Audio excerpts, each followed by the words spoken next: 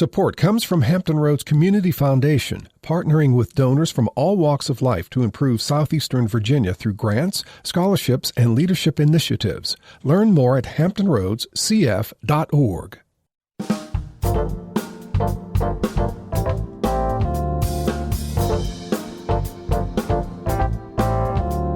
Hello, everyone. I'm Barbara Hamley. It's Women's History Month, and our all-female Another View Roundtable is ready to talk politics, the State of the Union address, the Republican response, the continued fight for reproductive rights, what was accomplished in the Virginia General Assembly, and what bills have been stamped veto by Governor Glenn Youngkin. And we compare women today to women a generation ago. Are we stronger or weaker? Lots to talk about with Alvean, Gaylene, and surprise, Allison Moore is back. The Another View Roundtable, right after this national, regional, and local news from NPR and WHRO News.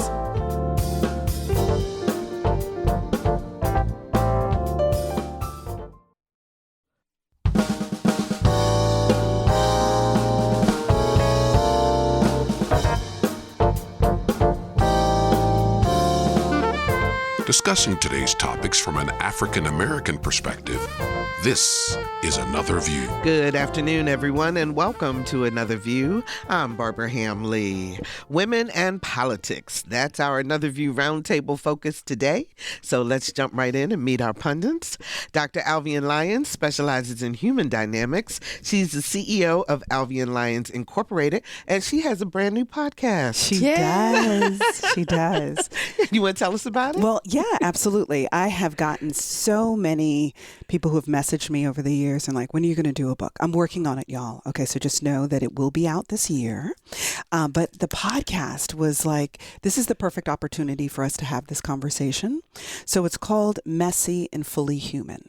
Because no matter where I go, business or otherwise, the human factor in all things is what makes it complicated and it makes it messy. But we've got to be able to talk about those truths in ways that can be honest and productive.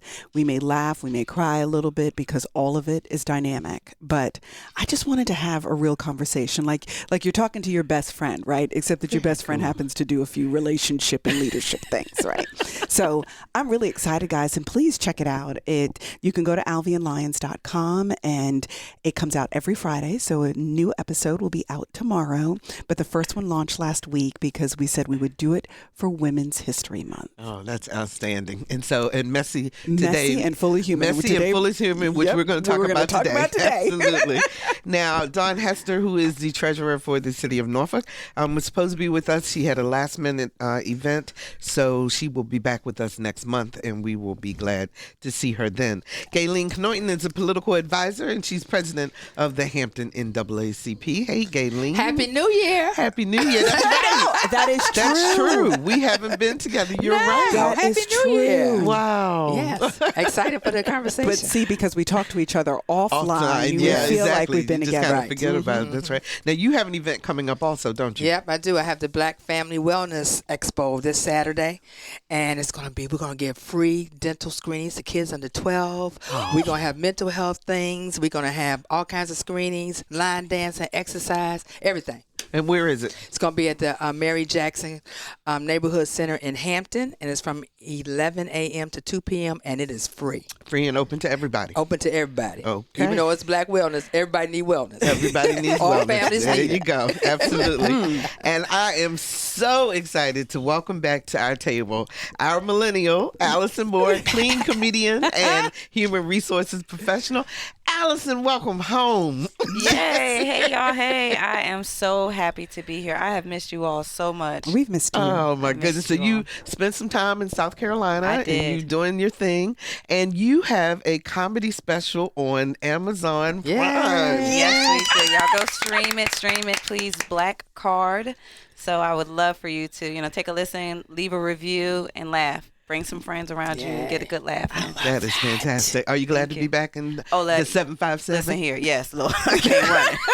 Why y'all didn't tell me about going to South Carolina? Why y'all didn't tell me? We can talk about that later. But I am glad to be back. It ain't no place like home. Man. When people leave, I had all that big talk. First of all, I am leaving. I'm moving out of the state. And I was like, please let me back. Please please send me back. I promise I'll be good. I'll be on good behavior. I'll never do it again. I'll never do it again.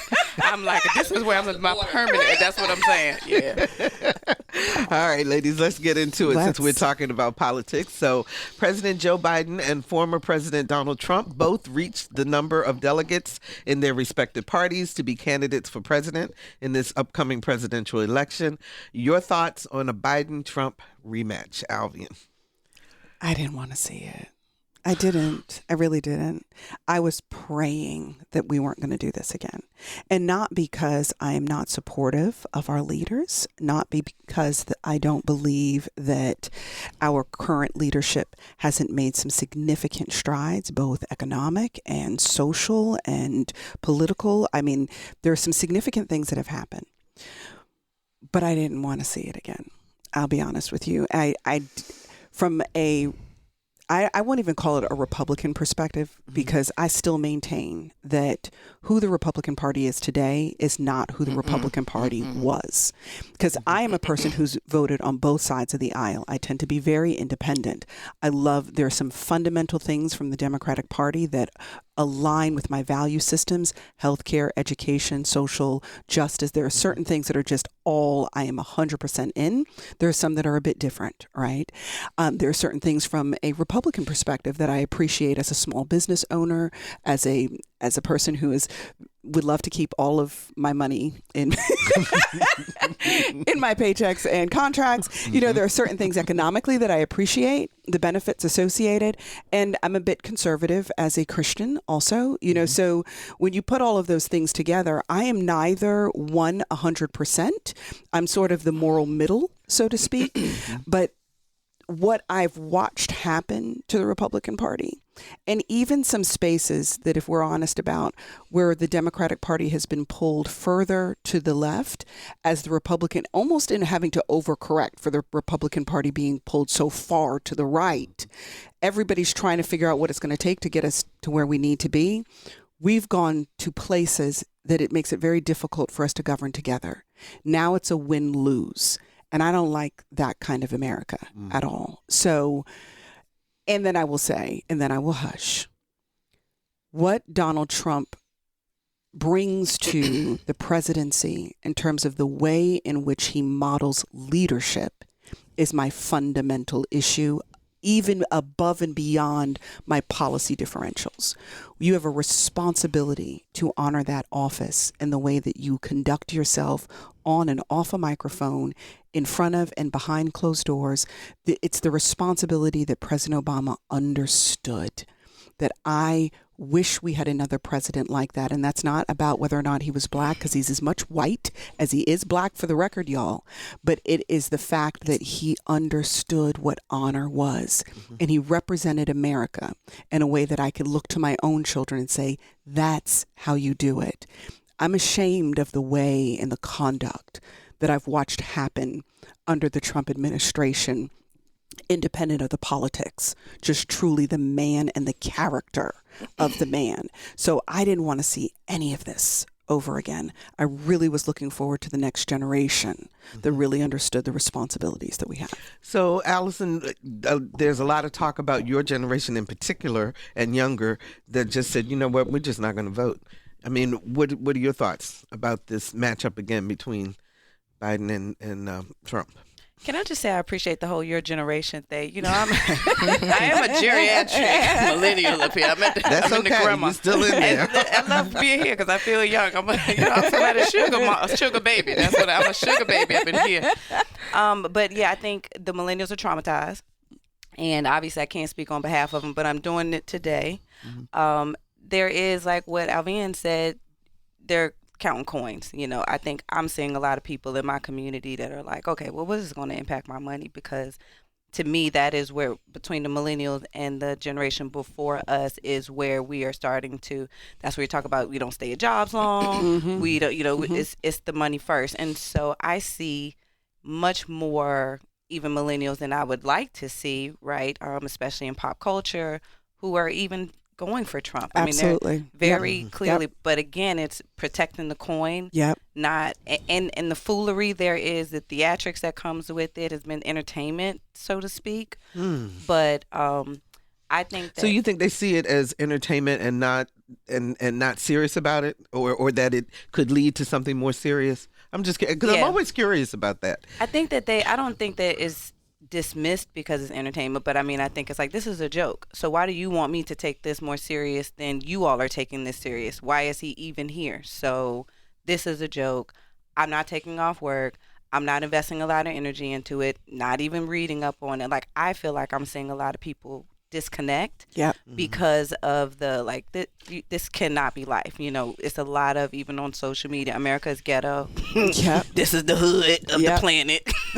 We're trying to get out of Section 8. And so I'm seeing the sentiment of, like, I cannot believe that this has happened again, and this is why I'm not taking it seriously. To me, it's more even of a, why did I vote the last time? Why are you all pressing me? I see a lot of energy towards some of the more wise generations of, like, what did it matter? What did it help? Because how we get back here? Worse than before. This is the worst. Gaylene? As a senior millennial, I got that one covered. and a civil rights activist, you know, this administration, this president has done more than any president that we have had, including President Obama. He has done the largest infrastructure since FDR, who was in a wheelchair, I might add, that brought jobs and economics and into our localities that people don't look at. He has got the first Black Supreme Court justice woman. I love that. That it did that. The main, and I could go on. Lowering prescription drugs, where now your diabetes medication is only $35. So where is the disconnect, Gaylene? Okay, so let me just say this, because they're not talking about it. And when I hear the younger folks, and when I even hear some of the people in my generation, when they talk about, well, he hadn't done anything, or he's too old. Well, you know what? What has he done? Nobody's looking at the policies. They don't understand that the economic impact did not come from this administration. Just like it happened when Obama went into office. It didn't come from, when he came to office, he inherited that. Yeah. And so what President Biden has been doing, he's inherited from Trump. Of course, businesses made more money during the Trump because he put all the money in taxes. I mean, he gave them lower taxes, and it was on the backs of the middle class and the poor people. It was the middle class that built America. Just know that. So it's the policy that people don't understand, and it's and it burns me up every time I think about it when people say, "Well, he's too old," and they don't, and that's all they talk about, but they don't talk about what this administration has done. I would rather have a president with 81 years behind him than a president with 91 criminal charges ahead of him. That's what we need to be talking about. You know, we have a criminal that's on the ballot that is gaining waves, and people who don't vote is voting for Trump. They need to know that a no vote is for, or even when you vote for RFK, is a no, it's a vote for Trump. This is the most important election of our lives, and we say it every time. But I'm telling you all, I ain't going back. I'm not going back to the plantation, as I put on Facebook. I'm not going back. And we need to pull our bootstraps and our heels up and get on this ground and make sure we elect this president. Go ahead. Okay, so this is a great conversation. Can you explain it to the millennials? It's like 6 of them that I called and said, listen in to aunties, right? So how is it people who don't vote are voting for Trump, but it's not people who don't vote are voting for Biden? How does that? No. How's the math? When I say people who just don't vote. They ain't voting at all, right? It's not because of Biden or Trump. They just not voting at all because they just fed up with the whole thing. Right. The people we had 13% of black males that voted in the last election for Trump, right? 13%. I think it's up to 25. It's up to 25. It's higher now. It's up there higher now. Yep. The biggest thing is communication. And I think that we have to do a better job of being able to be relatable to what the issues are with the different demographics of folk. You know, and that's the bottom line. And we got to be able to explain it in plain English. We got to be able to say, yeah, the food is higher, but realize all the disasters that we've had in areas that cause the food to be higher. Nobody knows that. You know, and so we got to be able to bring it to talk about it. So is it a messaging issue, Alvean? No. Okay. I don't think it is. I think that the issue is that what we don't understand about politics very often, which is why I study human behavior so much, is that in politics more often than not, people are voting from the shoulders down, not the shoulders up. So when you talk about messaging based on the facts, because Gaylene is speaking pure facts. But when you talk about messaging based on the facts, you're actually speaking to somebody's mind. But the issue is that most of the people who are making decisions are not fact decisions. They're feeling decisions. And we go to primal spaces when we are most uncomfortable. And in primal spaces, we look for things like protection, provision, passion. So when I think about protection, I think about it through, the average person thinks about it through a primal perspective. Would I want you physically in the foxhole with me if something went down? The fact that Biden looks 81, speaks 81, and moves like he's 81 is what's diminishing people's ability to understand that what he's accomplished, he might as well be 41. They're not seeing those things because they're thinking about it the way that humans under pressure think. If the two of them were in a WWF ring, I want to see it. Who's going to win? You said you right? want to see it out. So like we go to primal spaces. And so people are caught up in, because when I speak to men in particular, they are completely bothered by the fact that they are not sure that that man can put his right foot and his left foot in a pair of pants. And it bothers them that they don't have a stronger, and you're not talking, again, Gaylene spoke to the policy. But they're not even at the policy because they spend so much time caught up in the fact that they think any minute now he's going to drop dead. And that's how they speak about it. And I'm not talking about uneducated men. I am not talking about poor men versus rich men versus, I am just talking about having conversations with men off the mic, discussing how they feel about it. And you know who's the worst? Older people are worse about Biden's age than younger people are, because they're like, I know how many times I forget whether I was going upstairs or coming downstairs at my age. I don't want it for a president. So we're running into issues that are beyond the facts. We are running into feeling issues. And that is why Trump is so effective, because his facts are 91 charges. But nobody cares, because the people that are with him because how they feel about him. They feel like he's a fighter. They feel like he principally sees the world the way they see the world. So when he says all that crazy stuff that we're mortified by as a president, they're like, he only said what I was always thinking. So it's all feeling. And I just want to say, when I say messaging, I'm not meaning just messaging on facts. I'm talking about being able to take it where it pertains just to you and your feelings. That's what I'm talking about. I'm not just talking about, okay, well, I could say this list or whatever. First thing I always ask a young person, what's important to you? And then I'm able to break it down. But let me just say this one last thing I want to say is that, is Kamala Harris so badly to be the president? Well, so that's an underlying issue. So that's a whole other conversation. Okay, then let's have that conversation. Go ahead, Alvean. She is least popular with the black women that I know. Least popular. It's not even the white women who complain about her. I know other black women who often say that they don't trust her. They don't know where she stands. They don't like the way that she laughs. They think that she's fake. It is the black women that I have conversation with who are least supportive of her, which is shocking because you think we would be more supportive of the history that this woman has made. But that is not what's happening, because we too have been trained to compete rather than collaborate. That's right. And when you orient from a scarcity mentality rather than an abundance mentality, only one of us is going to win. And that's fundamental. If that's inside of your core, then you're not celebrating it the way that we would stand for one another. Whether or not you're the girl I want to go have a drink with or not is not the point. The point is that just like, Kataji, we won in this in some way, but it's not seen that way now. If it was Michelle Obama, it'd be a whole different story, because they feel like they know who she is. And I will also say that there are some women who question her blackness by virtue of who her partner is. That, are you really for black things because you're married to a white man? And so, and given her prosecutorial background, you were also locking folks up, just like, our white counterpart was locking folks up previously. So all of these things have been underlying in the way that they orient towards her. And let's be clear, the Democratic Party has done her no favors in the way that they have used her in this administration.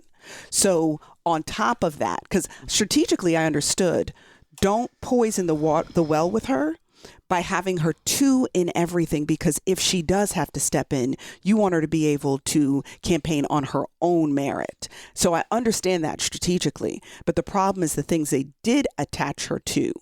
She has not been able to get public successes on these issues. So I hand you the messiest thing on the planet and I say, you go lead that, knowing it's not going to get fixed fast enough. Exactly. Yeah, she's at the border abortion clinic today. She's at the abortion clinic today, which is a good thing. You know, Gaylene, you sit in on a lot of these phone calls with National Democratic Party and so forth. And the one thing that the only reason why I sit on the Democratic Party, because in my other life I'm the first vice chair of the state party. So let me be clear. Okay. So I'm putting on that hat right now. Okay. So, but what I hear, we always talk about the economic indicators. Okay.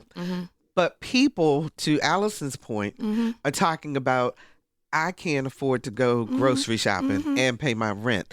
What are there conversations going on to say how we get that message across? Because I don't think people care that the economic index is X or Y. But let me just say this. When I talk to young folks now, they're like, shoot, I'm voting for Biden because he didn't erase my student loans. I'm telling you, they are like over the moon. Some of the people that was against them, they was like, I have 30,000, now I don't have it anymore. I looked on it, it's gone, right? So yes, there are. Mine are definitely still there. So my point is this, yes, and that goes back to how do you apply it to what's that person's going on in their life, and it's personable. You know, when Obama was running, the whole conversations have that one-to-one conversation. Yeah. So when people say, "Well, what's the Democrats doing? What the NAACP doing?" I'm like, "What are you doing?" Everybody's got to work within their own space, but we got to provide them with the tools. This is an emotional campaign, as Alvean said. It's very emotional. I could talk about fact or whatever, and you're right, it's the mind. And I realize this, I don't know everybody that in the world. In the United States, I don't. So I'm only speaking from within my space, you know, on the lives that I live. So in terms of when we talk about Vice President Harris or whatever, and I've met her several times, you know, I see a different side, because at first I wasn't, you know, whatever, but I'm starting to see, you know, a little bit more of her strength and what things that I'm not going to say that. I'm not saying her strength, because I don't want to say that. She is a strong woman. Okay. She was a strong prosecutor when she was in California. I'm just seeing her being a little bit more proactive in some of the things that she was doing, and she's making her way. And like, as you said, making her way into having her own space of doing different things. I think before it was just a little bit here and there and everywhere. But I think I see her making her own space. She's very supportive of the president. But at the same time, we are in tumultuous times right now. And as who was it that said it? Who was it? The president of one of the football leagues or whatever. What did he say? He said he don't care if Biden's on life support. He's still voting for him. I forgot who said that, but yeah. So let me ask you this: since this is Women's History Month, now the Republican response to Biden's State of the Union address was by Katie Britt. By Katie Britt, and she sat at her kitchen table. And she presented a persona of women that apparently the Republican Party either aspires to or thinks women are already there. Yeah, because she calls herself a mama on the mission. Yeah, she calls herself. So are we? Gaylene said, "I'm not going back to the plantation," but are women going back to the kitchen? Well, first of all, that was a green screen behind her. I mean, that was with a virtual background, and her own folk went after her. And if you read the article, she was on a podcast or something, and she was saying she felt like she was set up because Senator McConnell had called her up and asked her to be on there. And then Mike Johnson said, "It's going to be fine. They're going to talk about you. It's going to be fine." And she's sitting up there like, "You're going to be barefoot and pregnant in the kitchen. It is okay." And then she had the fake tears. You know, but she was set up, because she even made the statement, "I hadn't even made a floor speech yet." So, okay. So you think that she was set up, that she didn't willingly go into this? She was asked. She never thought about being up there. She was the youngest person. They want her to be the new face of the Republican Party, and she wasn't prepared. She wasn't prepared. She ate the Kool-Aid. I mean, she drank the Kool-Aid. I was gonna say, yeah, Gaylene. She drank the Kool-Aid. She didn't sit there and all of a sudden just sit there. They gave her the stuff to say. No, she was drinking the Kool-Aid all along. She just didn't expect to be out there out front that quickly. She didn't. She didn't expect. They put her out there. And see, that was my outfit. My outfit that I wore the other day. Alvean, what do you think? I mean, I think that their goal, which they have been rather effective about, honestly, is really about tapping into the thing that they know is most fiercely, and you heard me talk about passion being one of them. What mommies are passionate about is protecting the lives of their children the way that they have constructed those lives. It is the same reason why DeSantis has gotten the support he has from that same group that they are pointing to, that same group that they are courting, because the idea of little blonde children having to feel bad about the history of our nation. I don't want my little Tristan and my little Taylor to be crying about who they are. So I would rather all of this be erased in our curriculum in order to save their tears or their discomfort, right? They were appealing to a particular passionate component of the electorate. Mommies will get out there and we will vote, because what you're not going to do is have something go wrong for one of my babies. Because I can tell you right now, part of the thing that I love about the Democratic platform is the commitment to health care. Why? Because I'm the mom of a diabetic son. And because for me, that's my 3 a.m. worry.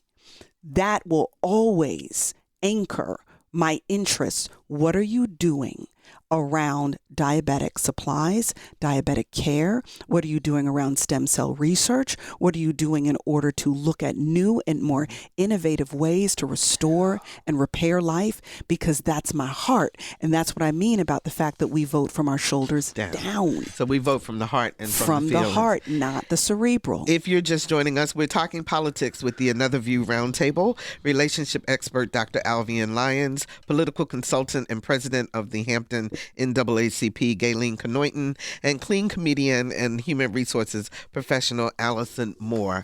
757-440-2665 or 1-800-940-2240 are the numbers to call. Sandy joins us from Portsmouth. Hi, Sandy. You're on the air. Hello, good morning. I have a couple of comments for you ladies. I always enjoy listening to this program. It's destination radio for me. Thank you. Thank you. We appreciate that. It was Charles Blow, a very well-respected black journalist and commentator, who talked about Biden saying he didn't care if he was on life support. Oh, there you go. Thank you. Thank you. Appreciate that. And two other quick comments, if I may. One is Republicans always fall in line and they vote for the Republican. They don't vote for the person. I know people who cannot stand Donald Trump, but they will vote. That's right. Pull that lever because they're very conservative. And that's that's what they want to see enacted.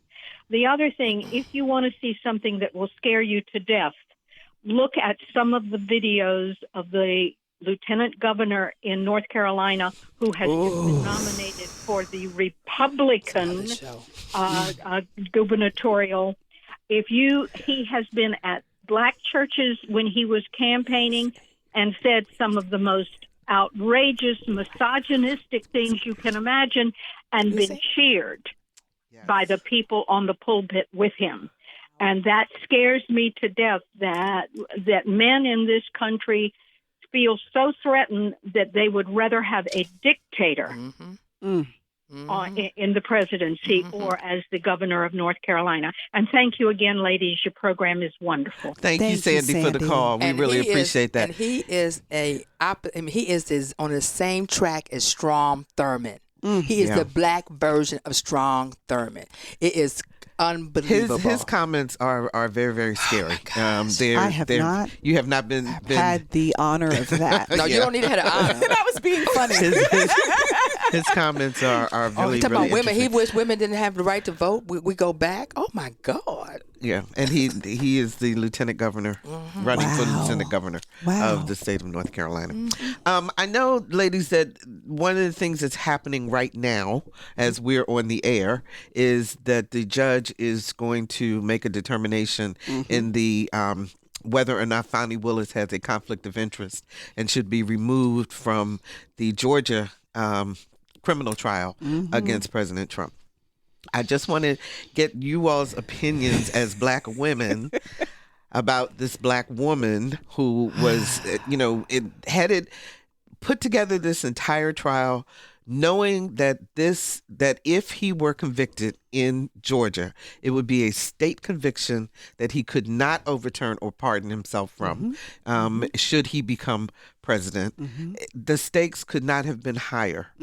Your response, Allison, to how she got caught up? I mean, it's a terrible thing. As a person who is newly here on the single streets, I'm like, Welcome to dang. the club. Welcome to They said it's pee in the pool, sis. So you didn't get the warning. She was that thirsty. I'm like, golly, there you go. I had plans this summer, and I was like, oh, you can get caught up like that. So I think sis was not thinking with her head. No, not at all. I think it's really disappointing. I'm just going to be honest. I think it's very disappointing.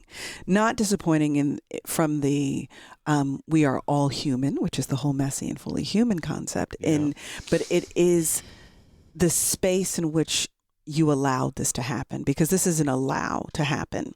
You are talking about a very capable, very precise, very determined, very competent. She was probably the one person who could make sure that this thing got done and hold the former president to the fire on the choices that he has made intentionally in the way that he has done business and the way that he has engaged with others. But that human factor, and I tell women this all the time, and quite frankly to all of you who are dating out there, please, and we talked about this on your show years ago. We did. I said, do not shop while you are hungry. Because every time you go to the grocery store while you are hungry, you will put garbage in that cart.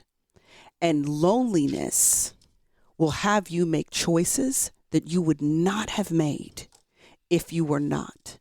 You can't choose men and make decisions in spaces while you are hungry. And what I see when I watch that is that even though she might have had it all together from a professional level, on a personal level, she was hungry. And she allowed that hunger to drive her decision making, and she is dealing with the consequence of that now. She did technically nothing wrong. These are two consenting adults who, from assuming that we are not prejudging her, these relationships happened outside of the decisions that were made, all of that. But what it does is it muddies the water and it puts an asterisk next to the potential win. And in this situation may completely upend the case itself, all because you were hungry, sis. And that's the kind of stuff that upsets me, because we don't have these. I mean, that is a case of a lifetime for anyone's career. And we don't have those opportunities often. We are still having firsts as people of color in America. So those of us who don't want the responsibility of carrying the water for everybody, I am sorry, but that's what comes with it right now. And until we get enough of us on the other side of the firsts, that's when you can make whatever decisions you want to make, because you will be judged as an individual. But because there's so few of us in so many of these spaces, the air is so thin up there, you are representing more than yourself in these decisions. And sometimes it's unfair to carry the weight, and it's sacrificial, but understand the mantle and what comes with that. So it's disappointing to me, because I already know that even if she got the legitimate conviction, that it would already be. It was always tainted. It's always going to be tainted now. Gaylene. Well, let me just go that's the reason why I grocery shop online. Listen, I'm trying to figure out when am I going to be able to go. I got a note to Dr. Alvean, so when do I get to go to the grocery store because I'm hungry. So how do I supposed to eat? One time you have to go to the grocery store and you can find somebody there, right? Now that's why I shop so I don't buy trash. But anyway, but I also want to go back to what Alvean said earlier. She said that people think from the bottom down and not to the head. The shoulders down. The shoulders down. Yep. I'm sorry, the bottom. The shoulders down. And basically that's what happens. But now it's happened. Yep. And she's holding her own because she's a woman. If it was a male, Donald Trump, she wouldn't be treated the same way. Oh no, for sure. Okay, for sure. So let's talk about the gender issue here. Talk about it. It's the gender issue, the way women are treated. And so the bottom line, this is like a really big deal. But she's fighting back. She's fighting back. She has her facts. She has everything in line. And this, okay. Did she make a good decision? Well, that's her decision. That was her choice that she made. And, we live by our choices. But it happened. But men do it all the time. Doesn't make it right. Exactly. But because she's a woman, it magnifies it 30 times more. Right. And that's the thing that you've got to understand, though. It is not the same for us. And as much as we like to believe exactly. it is, it's not. And a lot of times people who do make it into large positions of power and so forth, and they start to think that people of color, start to think that they can do what everybody else does, Lies. and you can't. Ask Kanye. I mean, I'm just saying that, like, you get to a point, Bill Cosby, you get to a point where you think, Herschel Walker, I mean, like, you think that you are somehow different than, there's actually a Jay-Z song, I will not say it on air, but it's still a something, okay? But basically speaking to the fact that there is no dollar amount in this current America that makes you not a person of color. Exactly. And as much as people like to say that I don't see color, that is not true. It is fair to say that I don't love or choose or make decisions based on color. That is true. But let us not be disingenuous when we say I don't see color, because if I walk out of this room and somebody's looking for me, they're not going to say, I think she's 6 feet tall and blonde and she might be Swedish. They know I'm a woman of color. You can describe me. It's okay that you see my color. The issue is, what do you connect to that when you see it? What does that mean to you? What do you ascribe to the color that you see, or my phenotypic response? What do you ascribe to that? It's okay for us to see that was God's intention. That, and for those of you who are non-believers, the universe that so conveniently put us all together, as complex as we are, in a big bang, right? Okay, we'll go with that. But if that's the case, it was intentional that we were different. All of it was made exactly the way it was supposed to be made. And it's okay. Okay. I was just looking at the line there. Okay, we'll keep talking until we hear back from Lisa. There you go. Virginia. The legislature just finished last Saturday. There are 8 bills, I believe, is what I read in the Commonwealth that were vetoed, and others are still on his desk, or amendments have been sent back. What do you think? How do we do? It's a classic example of politics over people. Classic example is in Virginia Beach. They have a charter change. They want to put a 10-1. Over 80%. Explain what 10-1 means. 10-1 means that you have 10 wards. And then the mayor is voted at large. So everybody will vote within their ward. Before, it was like you would have a ward and everybody could vote in your ward. That's the way it was before.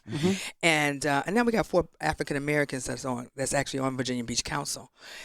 Over 80% of people in Virginia Beach were in support of 10-1. Even the Republicans. They all said they want to be able to vote for their own council person, right? And it passed in the city, and then when it went to the General Assembly to have a charter, so it could be put into the charter and never changed, because realize it was a lawsuit put in by Georgia Allen and someone else on the front end saying that the old system was against civil rights, our voting rights, right? And so that won, and that's how we got to the 10-1. So over 80% in Virginia Beach was support of it. But the biggest part of the whole thing is that when it went to the General Assembly, all of the senators in the Senate overwhelmingly, unanimously voted for it, to go in the charter. In the House, all of the House members voted for it, except for the 3 Republican legislators in Virginia Beach. Okay, so you have all of these people voted for, right? Before it went to that point, you had two people in Virginia Beach, Republicans, that voted, and they got somebody black in there too. But anyway, voted to. They're black Republicans. Yeah, too. no. I don't know what she is, but anyway, let me just say this. Regardless of the point, they put her in there. That voted to say that this 10-1 was illegal against their rights. Okay, so they were trying to hold it up, but it passed through.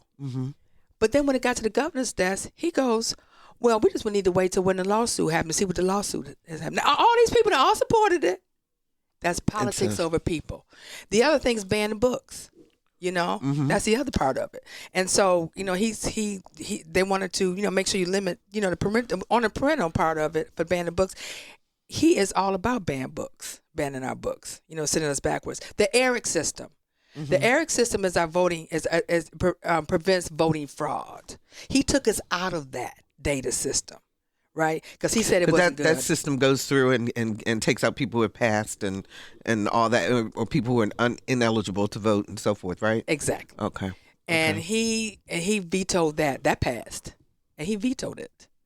So it's politics. So over people. are there when they go back on middle of April for the veto session?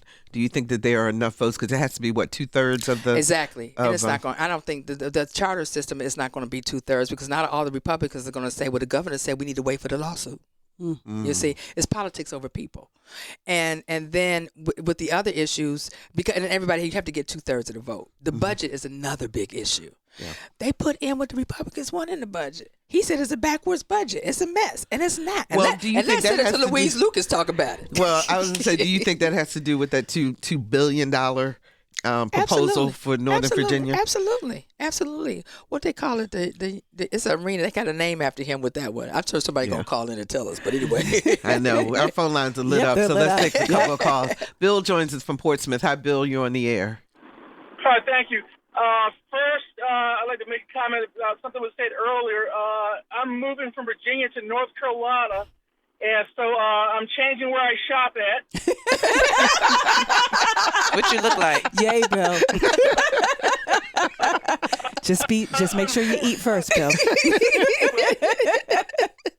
Unfortunately, I'm moving to where my grandparents grew up, and I've been told don't marry anybody from that area. Uh-oh. Oh, gosh. Yeah. But secondly, comment about, the lieutenant governor who's running for North Carolina. It's like, where in the blankety blank was he pulled up from? Right. It's amazing where they find them. And unfortunately, I also feel that because as a minority in this country, we're less than 17%, 15%. The majority is never going to. It's about power. They're never going to they're trying to hold us to power so tightly that they're never going to release a grip where common sense can seep into that grip to see us as we want to be seen. I understand your feeling. All right. Thank you, Bill, for the call. Bill. We'll respond to that. Lisa just sent a note. So according to the U.S. Census, people of color make up 37% of the population, but African Americans, I believe, it's 13%. 13%. Yeah. Okay. And I think that what we forget about, though, is the economic power of communities of color. And what we also forget about is the importance of making sure that we don't allow for anyone to divide the various communities of color. Because if we ever all just got together and here is what we want to be true in America, the economic influence that really is what drives everything, almost everything. Power is only as strong as the money behind it. Mm-hmm. And so we technically, if we were to just separate out African Americans, we make up such a large portion of the consumer base that if we were ever to decide and that's the problem with the destruction of the Black family over the years, is that in the civil rights eras, we were willing to inconvenience ourselves in order to drive principle and policy for the greater good. Mm-hmm. Even if we were living, quote unquote, pretty well, we understood our obligation to each other for the greater purpose. But now we're so individualistic that if it's not going to help my house, I don't care what happens anymore. And there is a consequence that came from moving from an Afrocentric orientation to the world to a very individualistic or westernized concept of the world. And that's not me saying we shouldn't have integrated, because I have a multicultural family, multi-ethnic family, and I'm proud of it, and I would never take it back. It is to say that we got rid of some of the best things in who we were, as opposed to bringing those things to bear, so that we were expanding that village orientation, and now we just have a multi-ethnic village. We ditched the notion that I am my brother's keeper, and we're paying for it every day because of that. Let's talk to Ayana in Norfolk. I'm sorry if I've mispronounced. Elena in Norfolk. Yes. Thank you. Thank you very much. Wonderful conversation. Thank you. I want to say that I think we ignore to our peril the effect of disinformation on Biden's ratings, and I'm referring to the effect that Fox has on what is understood about Biden and his administration. The lies have proliferated basically because the Roberts Court adjudicated that lies are protected speech under the First Amendment. The case was Stolen Valor, where after that, Fox and these other right-wing outlets realized they had no consequence for lying, and on the contrary, gained inordinate lucre, lots of money, prosperity by lying. We have about 40% of the country believing and craving the lies. We need to remember that even if we understand that those are lies, there's about 40% of the country that does believing not. this. Yeah. That may not. I'm going to let the panel respond. Thank you for the call. We appreciate that. Gaylene. Yeah, I agree with what Pull your she mic said. up. Oh, I'm sorry. Yes, I agree. Especially when you talk about the polls, I don't believe in polls. The only poll that counts is taking people to the polls, right? That's the only poll that counts, and the part of being able to understand the humanistic side of it is what Alvean had said, and she attributed it to that as well. I think that I try to encourage people all the time, especially when I'm talking to younger folks who are trying to absorb all of this, is to read a bunch of everything. Absolutely. Because, and Absolutely. start to make your own opinion as opposed to sticking to one specific thing or another, because you really have to educate yourself enough to make an intelligent decision From legitimate sources, though. Let's start there. Legitimate sources, legitimate sources. Absolutely. Don't read everything that's from everybody. the question these days. And the question is, what is legitimate? legit? Exactly. Because we've become a country that is so consumed with popularity and clickbait and ratings that it is more important to put out a story that's going to drive the ratings than it is to tell the truth or to be accurate and to be factual. And when we made that exchange, we kind of changed everything. Well, I'm a fan of the rapper Plies, though, because Plies been getting it in. If y'all ain't following Plies, follow Plies. Did you just say Plies? Yes, I did. She didn't mean it, y'all. I'm going to talk to her. I just got back, y'all. Just give me a minute. I'm just telling y'all, he tells the truth about Biden. He does. He does. So look, we got 5 minutes left, and I do want to ask the question, because I told people we would answer this. Okay. A generation ago, women, think about your mamas, your grandmothers, so forth, and us today. Are we stronger? Are we weaker? Are we somewhere in the middle? Are we holding our own? Allison.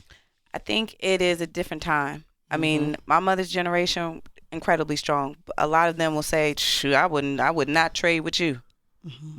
The stuff y'all got to go through. I look at my daughter's generation and what they got to go through. I'm like, yeah. So I just think we are equally strong, but we are living in different times. Okay. Gaylene. I think we're stronger, and as Allison said, we are in different times. But I look at Senator Louise Lucas and I look at Senator Mamie Locke, who holds it down for women. and tell the truth, and they don't, and they allow pathways for us to be able to speak up our truths. Alvean. I don't know. I say I don't know in the sense that I think that there are strengths in our ability to define who we are for ourselves. I think that is definitely a gain for us. I think that the problem is, as we are defining those things, what we're anchoring them to is less substantive, where generations previously, their identities were based more deeply in their value system, where our generation, our identities are anchored more deeply in our achievements. And those things are fleeting. So if you define yourself by something that you cannot control, then you are constantly in flux in terms of who am I? You find yourself in consistent existential debates with oneself. If I'm not this, if I'm not doing these things, if I don't have these things in my life, if they don't show up like this in social media, if I don't have the right man, the right woman, the right circle of friends, I'm not traveling, I'm not like everybody else on my feed. Yeah. And I think that women previously were anchored in things that were more substantive, but they did not pursue personal identity at the same level that we do now. It's just that how we are defining those things now, to me, is a bit more concerning. It's just so interesting to me that it feels like we as a people don't have a cohesive thing that all of us go after. I mean, the civil rights movement was a thing that everybody, I say everybody, but the majority as a community was focused on moving forward. We don't have that now. Yeah, and we're not and we don't vote based on our bra sizes, so women are not all for all women. Oh Lord, I must have a lot of votes.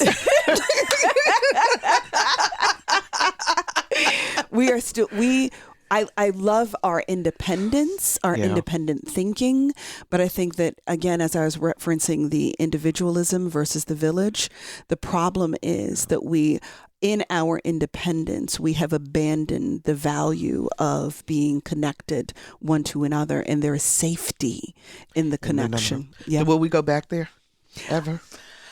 I think it's going to be, you have factions.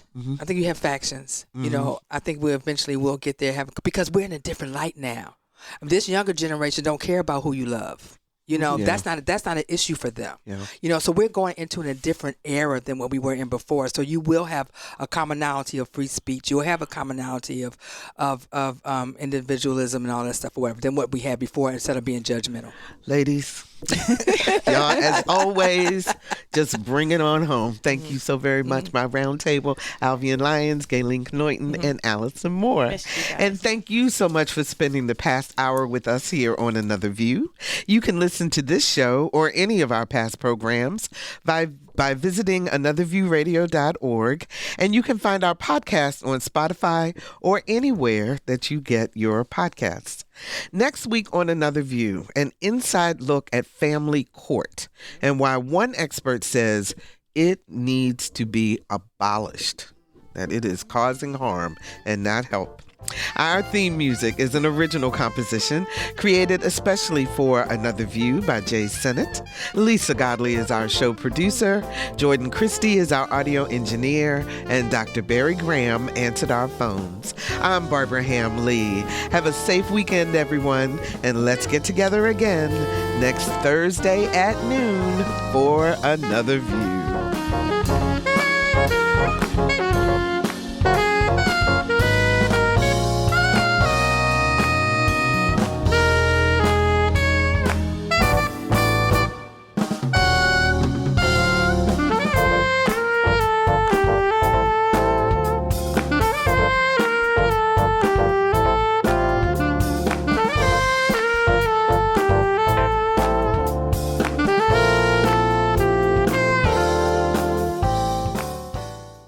Support comes from Hampton Roads Community Foundation, carrying out your charitable wishes forever, whether it's helping shelter animals, feeding the homeless, enhancing the arts, or supporting students.